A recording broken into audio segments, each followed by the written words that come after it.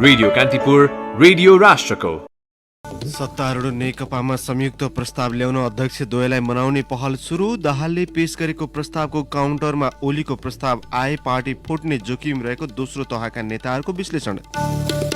जाडोयाममा वायु प्रदूषण बढ्ने भएकाले कोभिड-19 संक्रमण थप फैलिन सक्ने विज्ञहरूको चेतावनी। नेगेटिभ कोरोना रिपोर्ट लिएर विदेश गएकामा पोजिटिभ देखिन थालेपछि प्रयोगशाला प्रतिवेदनमाथि नै शंका। चीनिया रक्षा मन्त्री वै एक दिने भ्रमणका लागि यही मक्सिर 14 गते नेपाल आउनुहुँदै सुरक्षा समन्वयका विविध विषयमा समझदारी हुने। अमेरिकी कम्पनी फाइजरद्वारा कोभिड-19 विरुद्धको खोप प्रयोगको आकस्मिक अनुमतिका लागि प्रशासनमा आवेदन डिसेम्बरको मध्यसम्ममा अनुमति प्राप्त हुने अनुमान। र फ्रेन्च लिग 1 फुटबलमा PSG मोनाकोसँग पराजित। नमस्कार, कान्तिपुर डायरीका साथमा साथी रमेश र म अनिल। समाचार अब विस्तारमा। सत्तारूढ नेकपामा अध्यक्षद्वय केपी शर्मा ओली र पुष्पकमल दाहालले मिलेर नै आउँदो सचिवालय बैठकमा संयुक्त प्रस्ताव पेश गर्नुपर्ने लबिङ सुरु भएको छ। सचिवालय बैठकमा प्रधानमन्त्री ओलीले आफूमाथिका आरोपको काउन्टर प्रस्ताव पेश गर्ने स्थिति आए त्यही बिन्दुबाट पार्टी फुट्ने जोखिम रहेको बताउँदै दाहाललाई प्रस्ताव फिर्ता लिन लगाउने र ओलीलाई पनि एकल प्रस्ताव पेश गर्नबाट रोक्ने कोसिस नेताहरूले थालेका छन्। दाहालले आफूमाथि आरोप लगाउँदै यसअघि पेश गरेको 19 पृष्ठ लामो प्रस्तावको एक जवाफ आउँदो सचिवालय बैठकमा दिने भन्दै ओली बालुवाटारमा दस्तावेजको तयारीमा हुनुहुन्छ। उहाँले दाहाल विरुद्ध अर्को प्रस्ताव ल्याए, त्यसमा जन आक्रामक आरोप लाग्न सक्ने र त्यसले पार्टीलाई फुटमा लैजाने दोस्रो तहका नेताहरूको विश्लेषण छ। त्यसैले दोस्रो तहका नेताहरूसँग यो बीचमा व्यक्तिगत छलफल गरिरहेका महासचिव विष्णु पौडेलले शुक्रबार अध्यक्ष दाहाललाई पार्टी कार्यालय धुमराहीमा संयुक्त दस्तावेज बनाएर जानुपर्ने प्रस्ताव राख्नु भएको हो। प्रधानमन्त्री ओलीसँग समेत नियमित छलफल गरिरहनुभएका महासचिव पौडेलले अध्यक्ष दाहालसँग भन्नुभयो, छुट्टा-छुट्टै प्रस्ताव जाने कुराले पार्टीलाई सहमतिमा पुर्याउँदैन। अध्यक्ष दाहालले आउँदो बैठकका लागि प्रस्तावको तयारी गर्न थालेका प्रधानमन्त्री ओलीको मनस्थिति बुझ्न र सम्भावित कदमबारे परामर्श गर्न हिजो महासचिव पौडेल र ओली निकट स्थायी कमिटी सदस्य तथा संसदीय दलका उपनेता सुभाष नेङमाङलाई छुट्टा-छुट्टै धुम्राही बोलाउनु भएको थियो। सोही क्रममा महासचिव पौडेलले पार्टीभित्र सहमतिका साथ अघि बढ्न तत्कालका लागि दाहालको प्रस्ताव छाती राखेर दुवै अध्यक्षको संयुक्त प्रस्ताव पेश गर्ने वातावरण बने पार्टी एकता जोगिने धारणा राखेको पौडेल निकट स्रोतले बताए। पौडेललाई उद्धृत गर्दै स्रोतले भन्यो, सहमतिको वातावरण बनाउन अहिले समय छ, त्यसैले यो अवसरलाई सदुपयोग गरौँ। यो अवसर गुमे भने स्थिति गाह्रो हुन्छ। महासचिव पौडेलले तल्लो तहका सम्मका नेता र कार्यकर्ताको मनोविज्ञान पार्टी फुटको दिशामा नजाओस् भन्ने रहेकाले यसलाई व्यवस्था गरेर अघि नबढ्न दाहाललाई आग्रह गर्नुभएको थियो। उहाँले तल्लो तहको मनस्थिति नै मिलेर जाउँ भन्ने रहेका बेला माथिल्लो तहमा भएका समस्याका कारण विभाजनको स्थितिमा जान नहुने बुझाएका थिए। अध्यक्ष दाहालले भने आफू पनि एकता विरोधी नभएको उल्लेख गर्दै पार्टीभित्र उठेका कुरालाई छलफलबाटै टुङ्गोमा पुर्याउने धारणा राख्नु भएको थियो। दाहालले आफूले पेश गरिसकेको एकल प्रस्ताव फिर्ता लिने विषयमा केही बताउनु भएन, बरु उहाँले आइसकेका विषयलाई छलफलबाटै टुङ्गो लगाउँदा राम्रो हुने राय राख्नु भएको थियो। दाहालले सबै साथीहरूसँग छलफल गरेर अघि बढ्ने प्रतिबद्धता भने हिजो व्यक्त गर्नुभएको छ। जाडोयाममा वायु प्रदूषण बढ्ने भएकाले कोभिड-19 को संक्रमण थप फैलिन सक्ने चेतावनी विज्ञहरूले दिएका छन्। मक्सिर दोस्रो सातादेखि माघ तेस्रो सातासम्म चिसो बढी हुन्छ। वातावरणविद भूषण तुलाधरका अनुसार जाडोमा वायु प्रदूषण वर्षायाममा भन्दा 4-5 गुणा बढी हुन्छ। उहाँले भन्नुभयो, जाडोमा बिहान 8 देखि 10 बजेसम्ममा वायु प्रदूषण बढी हुन्छ, त्यही बेला अत्यन्तै सचेत हुनुपर्छ। ह्याम्स अस्पतालका छाती तथा फोक्सो रोग विशेषज्ञ डाक्टर राजु पंगेनीले पनि वायु प्रदूषण, कोरोना भाइरस र चिसोले मुटु, छाती र श्वास प्रश्वास जस्ता दीर्घ रोगीलाई सिधै आक्रमण गर्ने सम्भावना बढी हुने बताउनु भयो। उहाँले भन्नुभयो, दीर्घरोगी भएकालाई घर बाहिर निस्किएका व्यक्तिसँग टाँसिएर जाने धुलोका कणले संक्रमण बढाउन सक्छ। त्यस्ता कणमा भाइरसको लोड बढी हुने भएकाले जाडोयाममा इन्फेक्सनको सम्भावना झनै उच्च हुन्छ। विज्ञानका अनुसार पानी नपर्ने र हावा नचल्ने भएकाले जाडो मौसममा प्रदूषण बढी हुन्छ। यही समयमा भाइरस पनि बढी सक्रिय रहन्छ। काठमाडौँ उपत्यकाका कचौरा आकारको भएकोले जाडोयाममा धुलोको कण तल्लो भागमा तैरिएर बसेको हुन्छ। डाक्टर पंगेनीले भन्नुभयो, यस्तो बेला बाहिरबाट घरभित्र जाँदा धुलोका मसिना कणसँगै भाइरस पनि टाँसिएर गएको हुन्छ। यस्ता कणले श्वास प्रश्वास, छाती रोग र अन्य दीर्घ रोगीलाई छिट्टै आक्रमण गर्ने सम्भावना हुन्छ। त्रिवी शिक्षण अस्पतालका कोभिड व्यवस्थापन समितिका संयोजक एवं छातीरोग विशेषज्ञ डाक्टर सन्त कुमार दासका अनुसार प्रदूषणले शरीरको रोग प्रतिरोधात्मक क्षमतालाई कमजोर पार्छ। यसले विशेष गरी फोक्सोमा असर गर्छ। कोभिड-19 नेगेटिभ रिपोर्ट लिएर विदेश गएकाहरूमा पोजिटिभ देखिने क्रम बढेपछि यहाँको प्रयोगशाला प्रतिवेदन शङ्काको घेरामा परेको छ। विदेश उड्ने व्यक्तिको मात्र नभई मुलुकभित्रै पनि पीसीआर परीक्षण गडबड देखिएको विज्ञहरूले बताएका छन्। पीसीआर रिपोर्ट नेगेटिभ बोकेर यहाँबाट उडेका यात्रुमा पोजिटिभ देखिएपछि हङकङ विमानस्थलले नेपाल वायुसेना निगमको विमानलाई उडानमा पटक पटक प्रतिबन्ध लगाएको छ। पछिल्लो पटक हङकङ उडानमा 14 जनामा कोभिड पोजिटिभ देखिएपछि 2 साता लगाइएको प्रतिबन्ध आगामी शुक्रबारसम्म छ।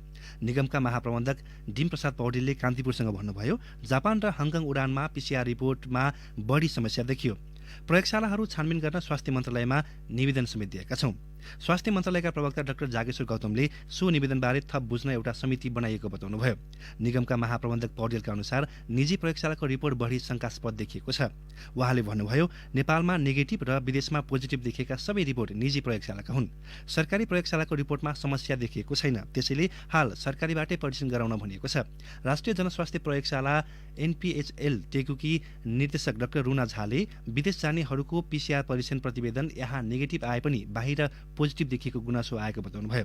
उहाँले भन्नुभयो, शङ्कामा रहेका प्रयोगशालाहरूमाथि छानबिन गर्नुपर्छ। उहाँका अनुसार बोर्डर लाइन केस प्रारम्भिक अवस्थाको संक्रमण र निको हुन लागेको अवस्थामा नेगेटिभ पोजिटिभ आउन सक्छ। प्रयोगशाला उपयोग गरिने रिएजेन्ट पछि रिपोर्टमा अन्तर हुन सक्छ। यसैबीच काठमाडौँ उपत्यकामा कोरोना संक्रमितको संख्या 1 लाख नागेको छ। हिजो 1107 जना थपिएसँगै संक्रमितको संख्या 1,822,72 पुगेको स्वास्थ्य तथा जनसंख्या मन्त्रालयले जनाएको छ। हालसम्ममा काठमाडौँमा 81,588, भक्तपुरमा 7,336 र ललितपुरमा 11,948 जना कोरोना संक्रमित भएका छन्। यसैगरी काठमाडौँमा 71,591, भक्तपुरमा 6,470 र ललितपुरमा 9,631 जना निको भएको मन्त्रालयले जनाएको छ। काठमाडौँमा 316, भक्तपुरमा 83 र ललितपुरमा 89 जना संक्रमितको मृत्यु भएको छ। हिजो देशभर 1,945 जना नयाँ संक्रमित थपिएका छन्।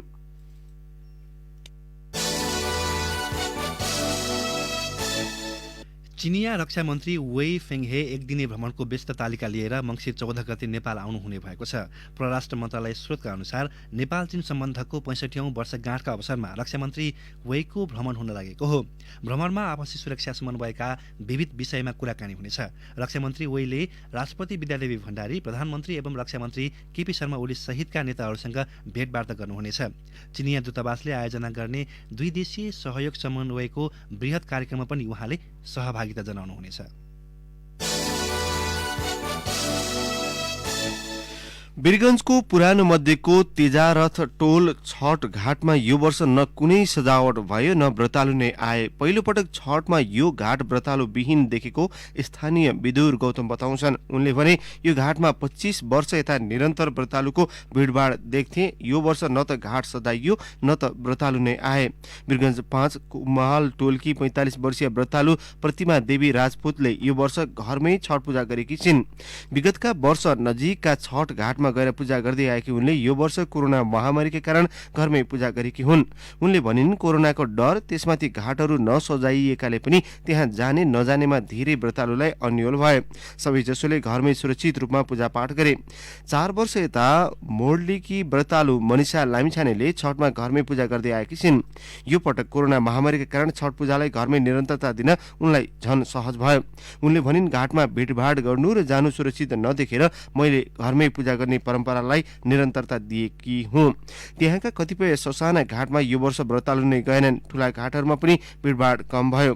व्रतालुले आज बिहान उदाउँदो सूर्यलाई पुनः अर्घ दिएपछि यो वर्षको छठ विधिवत रूपमा सम्पन्न हुँदैछ। कान्तिपुर डायरीमा अब ब्रेकको पालो। कान्तिपुर डायरीमा अब सविस्तारको पालो। कान्तिपुर सविस्तार। 3 वर्ष अघि नेपाल प्रहरीमा 16 जना अतिरिक्त महानिरीक्षक एआइजी थिए। अहिले प्रशासनतर्फ 3 र प्राविधिक 1 गरी 4 जना छन्। केही दिन अघि सरकारले 1 जना एआइजीको दरबन्दी थपेको छ। त्यस्तै प्राविधिक 8 जना बाहेक प्रशासनतर्फ 26 जना डीआइजी रहेको, प्रहरीमा त्यो संख्या घटाएर 14 जना कायम गरिएकोमा सरकारले 5 जनाको दरबन्दी थपेको छ। संख्या बढाउने बेला पनि किन बढाउनु पर्यो भन्ने जवाफ सरकारसँग थिएन। यस्तै घटाउने बेला पनि किन घटाइयो भन्ने जवाफ सरकारसँग छैन। जानकारहरू भन्छन्, प्रहरी संगठनभित्रको दरबन्दी घटाउने र बढाउने कुरा राजनैतिक मुद्दाका नाममा झारा टार्ने प्रयास भयो। बहुदलीय प्रजातन्त्र पुनर्स्थापित भए यताका हरेक सरकारले प्रहरीमा आफू निकटका व्यक्तिलाई बढुवा गर्न संगठन तथा व्यवस्थापन सर्वेक्षण ओएनएम बिना नै मन लाग्दै दरबन्दी घटाउँदै बढाउँदै आएका छन्। सरकारी रवैयाले धेरै अधिकृतको करियर प्लानिङ नै प्रभावित भएको दृष्टान्त प्रशस्त छन्। केही समय अघि एआइजी र डीआइजी को दरबन्दी कटौती गरेको सरकारले पुनः दरबन्दी थपेको छ। प्रहरीभित्र अवकाश र त्यसको पदपूर्तिका लागि हुने बढुवा नियमित प्रक्रिया हुन्, तर राजनीतिक दाउपेच र संगठन भित्रकै अस्वस्थ प्रतिस्पर्धाका कारण नेपाल प्रहरी सधैँ नीतिगत अस्थिरताको दलदलमा चुर्लुम्म डुबेको छ। पूर्व डीआइजी हेमन्त मल्ल पुलिसमा अट्र्याक्सन कम भइरहेछ भन्ने कुराहरू आइरहेछ र यस्तै कुराहरू भयो भनेपछि भोलि दिन अट्र्याक्सन हुँदैन, अट्र्याक्सन हुन सक्ने हुन्छ भनेपछि राम्रो मान्छे आउने जुन धोका छ त्यो धोका फेरि बन्द हुन्छ। नेपाल प्रहरीको एआइजी र डीआइजीमा नयाँ दरबन्दी थपिएसँगै बढुवा सूचीमा रहेका अधिकृतहरू काममा केन्द्रित हुन छोडेर अहिले शक्ति केन्द्र रिजाउन व्यस्त छन्, जसले गर्दा आकांक्षीहरू बीच अस्वस्थ प्रतिस्पर्धा समेत सुरु भइसकेको छ। एक एआइजी पदका लागि 11 जना डीआइजी आकांक्षी छन्। तीमध्ये डीआइजी विश्वराज पोखरेल एक्ला प्रतिस्पर्धी हुन्। यस्तै नयाँ थपिएको 5 सहित रिक्त 3 गरी 8 डीआइजी पदका लागि 20 जना एसएसपी अहिले तीव्र लबिङमा छन्। पूर्व एआइजी सुरेन्द्र शाह नेपालको शान्ति सुरक्षाको अवस्था के हो, यसका चुनौती घटेका छन् कि बढेका छन्, त्यहाँबाट यसको चाहिँ कुरा सुरु हुनुपर्छ। कहाँ कतिजना मान्छे बस्ने भएर कसको कमान्डर को हुने भयो भन्ने कुरा चाहिँ सतही कुरा भयो। जसले काम गर्ने प्रहरी संगठन छ त्योसँगको सघन छलफल त हुनु पर्यो। सघन रूपमा उनका कुराहरू, उनका तर्कहरू, उनका भनाइहरूलाई चाहिँ बुझ्दिने प्रयास त गरिदिनु पर्यो। यो पटक एकजना एआइजी को दरबन्दी थप्ने विषयमा गृह मन्त्री रामबहादुर थापा र प्रहरी महानिरीक्षक शैलेश थापा छेत्री सहमत थिएनन्, तर उप प्रधानमन्त्री ईश्वर पोखरेलको दबावमा सरकारले एआइजी को दरबन्दी थपेको हो। गृह मन्त्रालयले 5 जना डीआइजी को दरबन्दी थप्नुपर्ने राय सहितको ओएनएम 1 महिना अघि स्वीकृतिका लागि मन्त्री परिषदमा पठाएको थियो, तर सरकारले 1 जना एआइजी को दरबन्दी थपेर गृहको प्रस्ताव स्वीकृत गरेको हो। सो ओएनएम मा प्रहरीलाई नेपाल प्रहरी र प्रदेश प्रहरीमा समायोजन गर्ने र नेपाल प्रहरी र प्रदेश प्रहरीको कार्य सञ्चालन र सुपरिवेक्षण सम्बन्धी सर्वेक्षण छ। ओएनएम स्वीकृत भएसँगै प्रहरी समायोजनको बाटो खुले पनि परामर्श र अध्ययन बिनै दीर्घकालीन योजना बेगर 80,000 जनशक्ति रहेको प्रहरी संगठन चलाउने प्रवृत्ति मुलुकमा नौलो कुरो नभएको बताउँछन् पूर्व एआइजी देवेन्द्र सुवेदी। सरकार अब एकदमै स्पष्ट हुनुपर्छ, प्रहरी व्यवस्था नेपालको जुन हो सरकारको दृष्टिकोण यो विघटन गर्न खोजिएको हो या यो व्यवस्थालाई रूपान्तरण गर्न खोजिएको। एआइजी को दरबन्दी थप्ने पृष्ठभूमिमा डीआइजी विश्वराज पोखरेलको दबाव रहेको चर्चा प्रहरी संगठन भित्र छ। डीआइजी पोखरेललाई नै एआइजी मा बढुवा गर्ने तयारी सहित उप प्रधानमन्त्री ईश्वर पोखरेलले पद थपेको भन्दै गृहमन्त्री रामबहादुर थापा र प्रहरी महानिरीक्षक शैलेश थापा छेत्रीले असन्तुष्टि व्यक्त गरेका छन्। मन्त्री परिषदले गृहको प्रस्तावलाई अध्ययनका लागि भन्दै उप प्रधानमन्त्री पोखरेलको नेतृत्वमा रहेको प्रशासनिक समितिमा पठाएको थियो। डीआइजी पोखरेल एआइजी मा बढुवा भए उनी 2079 वैशाख 19 गतेपछि प्रहरी महानिरीक्षकका एक्ला दावेदार हुनेछन्। त्यसो त उप प्रधानमन्त्री पोखरेलले अहिले दरबन्दी थप्न हतार नगरेको भए पनि उनी वरिष्ठ डीआइजी हुनुको नाताले महानिरीक्षकका स्वाभाविक हकदार हुने थिए, किनभने यसअघि पोखरेललाई डीआइजी हुने बेला पनि एक्लै बढुवा गरिएको थियो। डीआइजी सुशील भण्डारीको सवारी दुर्घटनामा परि मृत्यु भएपछि पोखरेललाई तत्कालीन रक्षा मन्त्री ईश्वर पोखरेलकै दबावमा गत वर्षको वैशाख 19 गते बढुवा गरिएको थियो। क्षणिक लाभ र हानि मात्र हेरेर सुरक्षा संगठनको संरचना चलाउन खोज्दाको जोखिमतिर त सरकारले ख्यालै नगरेको बताउँछिन् सुरक्षाविद इन्द्र अधिकारी। सिङ्गो जीवन सुरक्षा क्षेत्रमा नै एउटा पेसाको रूपमा अपनाएर डीएम दिएकाहरूलाई चाहिँ न्याय त हुनुपर्छ। संगठनमा कर्मचारीहरूले पनि धेरै होप राख्ने कुरा हुँदैन, उनीहरू आफै सुरक्षित महसुस गर्दैनन् संगठनभित्र। मुलुकको कानून कार्यान्वयन गर्ने निकाय नेपाल प्रहरी प्रति जनविश्वास दिन प्रतिदिन खस्कँदो क्रममा छ। सरुवा बढुवा जस्तो नियमित प्रक्रियामा समेत सरकारले प्रहरी संगठनलाई चलाउनु लाजमर्दो कुरो हो। बढुवा र आकर्षक ठाउँमा पोस्टिङका लागि नेताका निवास चाहर्नु पनि प्रहरी अधिकृतको गम्भीर गल्ती नै हो। त्यसैले नेता र प्रहरी कर्मचारी आफै सजग रहौं र प्रहरी संगठनको गरिमा बढाउँ। रेडियो कान्तिपुरका लागि प्रिन्स गौतम।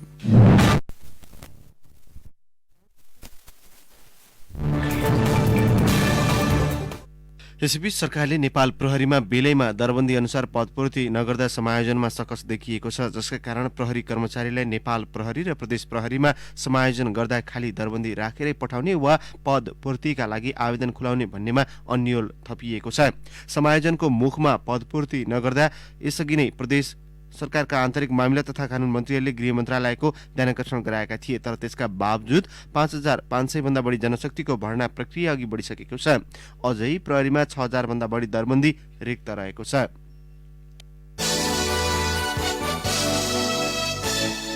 मलेसिया सरकारले कम्पनी छाडेर गैरकानुनी रूपमा बसेका भिसाविहीन श्रमिकले नयाँ कम्पनीमा वैधानिक हैसियतमा काम गर्न पाउने नीति ल्याएको छ। आउँदो डिसेम्बरसम्म भिसाविहीन हुने श्रमिकले पनि अर्को कम्पनीमा काम गर्न पाउनेछन्। श्रमिकको अभाव भएपछि मलेसिया सरकारले रिहायरिङ कार्यक्रम ल्याएको हो। मलेसिया स्थित श्रम सहचारी प्रकाश पन्थीले भन्नुभयो, जो इलिगल भएर बसेका छन् उनीहरूको हकमा एउटा सुनौलो अवसर हो। मलेसियाले नोभेम्बर 1 देखि रिहायरिङ कार्यक्रम लागू गरेको छ। यसमा करार अवधि समाप्त भएका श्रमिक मात्रै नभई गैरकानुनी श्रमिकले पनि नयाँ रोजगारदातासँग आबद्ध हुन पाउने बाटो खुलेको छ। रिहायरिङका लागि अध्यागमन कार्यालयमा बुझाइने 2000 रिङ्गेट 58,000 रुपियाँ रोजगारदाताले बेहोर्ने पन्थीले बताउनुभयो। मलेसियाले गैरकानुनी रूपमा बसेकालाई पक्राउ भने गरिरहेको छ।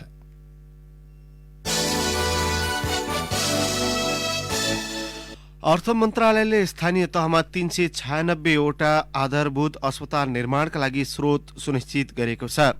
अर्थमन्त्री विष्णुप्रसाद पौडेलले सो कार्यका लागि 57 अर्ब 97 करोड 11 लाख 90 हजार रुपियाँ बराबरको निर्माण कार्य अगाडि बढाउने गरी स्वास्थ्य तथा जनसङ्ख्या मन्त्रालयलाई सहमति दिनुभयो। 5, 10 र 15 शैय्याका आधारभूत अस्पताल 2 वर्षभित्र निर्माण सम्पन्न गर्ने गरी बहुवर्षीय ठेक्का प्रक्रिया अघि बढाउन मन्त्रालयले सहमति दिने निर्णय गरेको अर्थ मन्त्रालयका प्रवक्ता रामेश्वर दङ्गालले जानकारी दिनुभयो। यसरी काम हुने रकम स्वास्थ्य तथा जनसङ्ख्या मन्त्रालयको वार्षिक बजेटमा समावेश गरी स्थानीय तहमा सशर्त अनुदानका रूपमा उपलब्ध हुनेछ।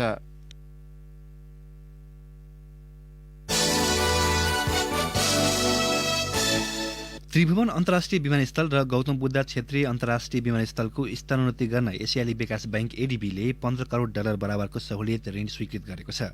सन् 2019मा नेपालले पर्यटन मार्फत $2 अर्ब भन्दा बढी आय गरेको थियो। यो नेपालको कुल ग्राहस्थ उत्पादनको 6.7% हुन आउने एडीबीले जारी गरेको विज्ञप्तिमा जनाएको छ।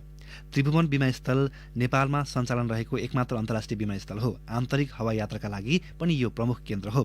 एसियाका लागि एडीबीका वरिष्ठ पारवहन विशेषज्ञ केही वे योलाई उद्धृत गर्दै एडीबीले आफ्नो विज्ञप्तिमा भनेको छ, एडीबीको सहायताले त्रिभुवन अन्तर्राष्ट्रिय विमानस्थलको सुरक्षा, क्षमता र सञ्चालन दक्षतामा सुधार हुनेछ। यस्तै गौतम बुद्ध विमानस्थलले लुम्बिनी क्षेत्रमा क्षेत्रीय पर्यटकको सङ्ख्या बढाउन सहयोग गर्नेछ।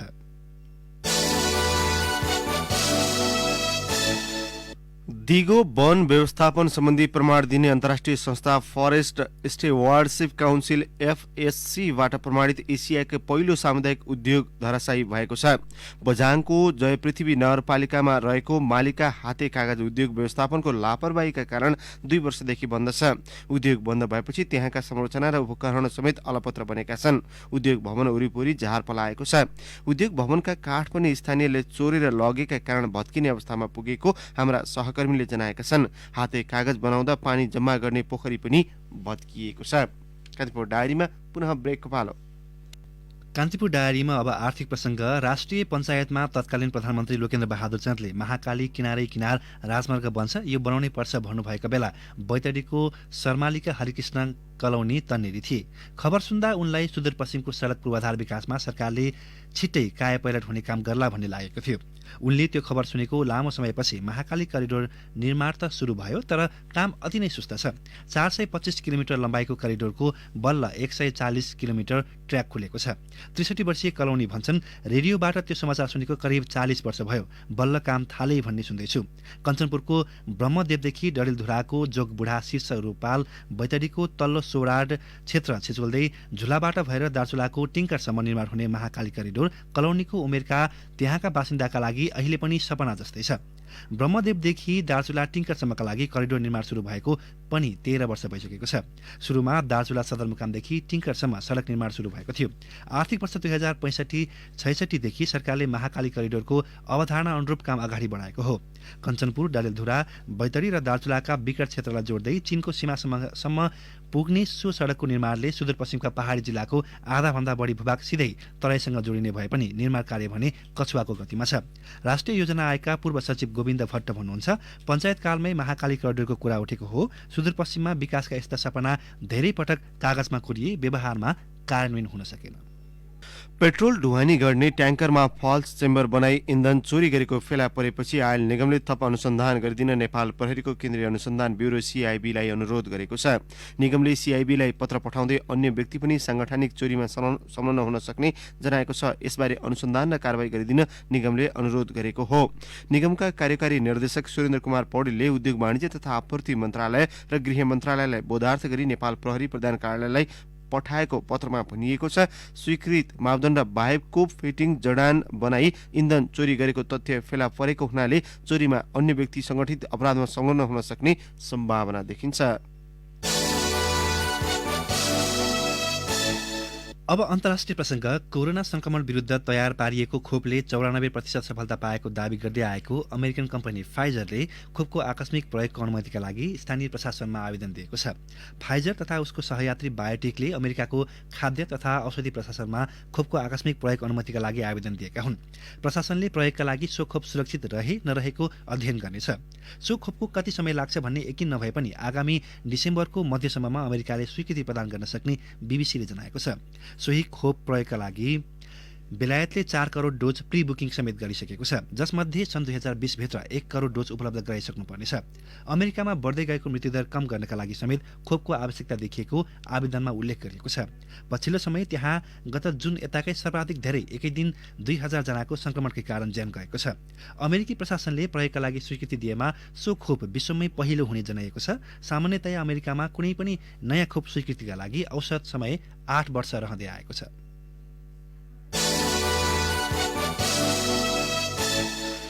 कान्तिपुर डायरीमा अब एउटा खेल प्रसङ्ग। साबिक विजेता पेरिस सेन्ट जर्मन पिएसजीले फ्रेन्च लिग 1 फुटबलमा तेस्रो हार भोगेको छ। उसलाई गैराती मोनाकोले 3-2 गोल अन्तरले पराजित गरेको हो। हारका बावजुद पिएसजी तालिकाको शीर्ष स्थानमा कायमै छ। मोनाकोको मैदानमा खेलको पहिलो हाफमा 2-0 को अग्रता बनाए पनि दोस्रो हाफमा लय गुमाउँदा पिएसजी हार भोग्न बाध्य भयो। केलियन एम्पाबेले 25 र 37औं मिनेटमा गोल गर्दै पिएसजीलाई पहिलो हाफमै 2-0 को अग्रता दिलाएका थिए। केभिन भोलान्डले 52 र 65औं मिनेटमा गोल गर्दै मोनाकोलाई बराबरीमा पुर्याए। 83औं मिनेटमा डानिलो रातो कार्ड खाँदै मैदानबाट बाहिरिएपछि पिएसजी त्यसपछिको समय 10 खेलाडीमा सीमित बनेको थियो। 84औं मिनेटमा सेस फाब्रिगासले पेनाल्टी मार्फत गोल गर्दै मोनाकोलाई जित दिलाए। 11 खेलबाट 20 अङ्क जोडेको मोनाको तालिकाको दोस्रो स्थानमा उक्लिएको छ। गैराती नै रेन्नेस चाहिँ बोर्दोसँग 1-0 ले पराजित भयो। अब मौसम सम्बन्धी जानकारी। काठमाडौँ उपत्यका सहित मुलुकका अधिकांश भूभागको मौसम आज सफा रहने जल तथा मौसम पूर्वानुमान महाशाखाले जनाएको छ। प्रदेश 1 गण्डकी तथा कर्णाली प्रदेशका पहाडी भूभागका 1-2 स्थानमा भने हल्का वर्षाको सम्भावना रहेको महाशाखाले जनाएको छ। केही बेर अघि 9 डिग्री सेल्सियस मापन गरिएको काठमाडौँ उपत्यकाको अधिकतम तापक्रम आज 19 डिग्री सेल्सियससम्म पुग्नेछ। सूर्योदय बिहान 6:30 भयो भने सूर्यास्त साँझ 5:09 हुनेछ। हवस् त नै प्रसङ्गसहित कान्तिपुर डायरीको यो बुलेटिन अहिलेलाई यहीँ सकिन्छ। साथी रमेश र म अनिल बिदा माग्छौँ। नमस्कार।